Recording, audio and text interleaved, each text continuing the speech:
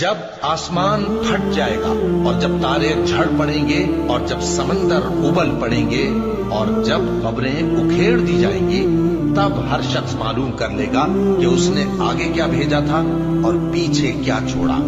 اے انسان، تجھ کو اپنے رب کریم کے بارے میں کس چیز نے دھوکہ دیا؟ وہی تو ہے جس نے تجھے بنایا، پھر تیرے اعضاء کو درست کیا اور تیری قامت کو معتدل رکھا، جس صورت میں چاہا تجھے جوڑ دیا۔ مگر افسوس تم لوگ جزا کو جھٹلاتے ہو، حالانکہ تم پر نگہبان مقرر ہے، یعنی معزز کاتبین۔